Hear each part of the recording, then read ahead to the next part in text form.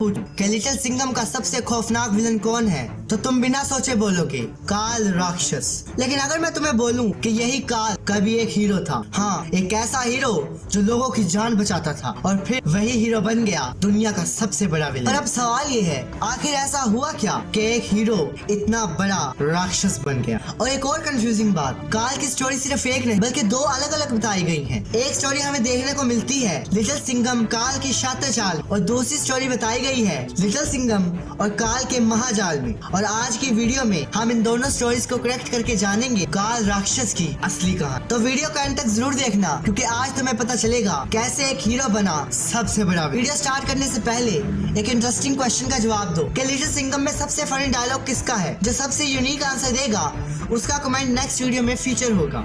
Story की शुरुआत होती है उस टाइम से जब काल राक्षस नहीं बल्कि काल रक्षक था। काल रक्षक शेर वंशी योद्धाओं में सबसे तेज, सबसे स्ट्रॉन्ग और सबसे पावरफुल था। जहां बाकी लोग सोचते थे वहां काल सीधा एक्शन लेता था। लोग उसकी तारीफ करते थे, बच्चे उसे हीरो मानते थे और राजा भी उस पर सबसे ज्यादा ट्रस्ट करता था। लेकिन हर हीरो की लाइफ में एक ऐसा मोमेंट आता है जो उसकी पूरी जिंदगी को बदल देता है। एक दिन सभी रक्षक राजा के महल में जाते हैं, जहाँ रखा होता है एक रहस्यमयी ताज जिसमें छुपी होती है अनलिमिटेड पावर्स। लेकिन उस ताज पर सिर्फ अच्छे लोगों की नजर नहीं थी, बल्कि दो डेंजरस डेमोन्स भी उस पावर के पीछे थे। वो दोनों धीरे धीरे काल के पास आते हैं और उसके दिमाग में जहर भरना शुरू कर देते हैं। तुम सबसे पावरफुल हो, इस ताज पर सिर्फ तुम्हारा हक है। शुरू में काल इग्नोर करता है, लेकिन धीरे धीरे वो बातें उसके दिल में बैठ जाती हैं और फिर काल वो गलती कर देता है जो उसकी पूरी लाइफ को बदल देता है। वो ताज लेने के लिए दौड़ पड़ता है। बाकी रक्षक उसे रोकने की कोशिश करते हैं, लेकिन वो दोनों डेमोन्स सबको रोक लेते हैं। जैसे ही काल ताज पहनने वाला होता है, अचानक से एक अटैक होता है और ताज के दो टुकड़े हो जाते हैं। लेकिन असली ट्विस्ट अब आता है। वो दोनों डेमोन्स एक भयानक भवंडर तैयार करते हैं और काल को उसके अंदर खींच लेते हैं और फिर वहाँ जन्म होता है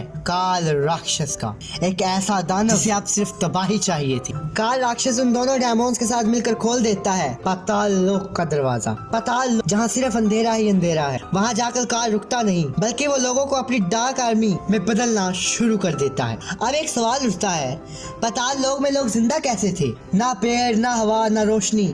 तो क्या ये लोग पहले से वही रहते थे या फिर काल ने अपनी पावर से उन्हें जिंदा रखा? ये एक मिस्ट्री है जो आज तक क्लियर नहीं हुई।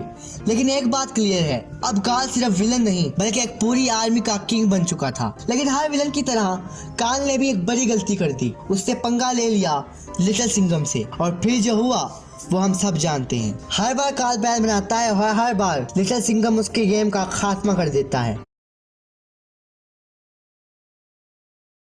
काल जितना पावरफुल था उतना ही ओवर कॉन्फिडेंट भी था, और वही उसकी सबसे बड़ी वीकनेस बन गई। अब आते हैं दूसरी स्टोरी पर जो हमें दिखाई गई है लिटिल सिंघम और काल का महाजाल में। इसके अकॉर्डिंग पाताल लोक के सभी राक्षस मिलकर एक महाशक्तिशाली दानव बनाते हैं जो इतना डेंजरस होता है कि वो अपने क्रिएटर्स को ही मार देता है। यानी वो दानव कोई और नहीं बल्कि खुद काल राक्षस होता है। लेकिन उसे रोकने के लिए धरती की 3 मनियों को एक साथ यूज किया जाता है और उसकी मदद से काल को हमेशा के लिए सील कर दिया जाता है। अब सबसे इंटरेस्टिंग बात, क्या ये दोनों स्टोरीज अलग हैं या फिर एक ही स्टोरीज के दो पार्ट? अगर ध्यान से देखो तो हो सकता है कि पाताल लोक के राक्षसों ने पहले से प्लान बनाया हो और काल रक्षक को ही चूज किया हो, क्योंकि वो सबसे पावरफुल था और उसकी बॉडी इतनी पावर हैंडल कर सकती थी। इसलिए उन्होंने 2 डेमोन्स भेजे जिन्होंने काल को मैनिपुलेट किया, और जैसे ही चांस मिला उन्होंने उसके अंदर उस महादानव की पावर डाल दी। यानी काल खुद से बुरा नहीं बना, उसे बुरा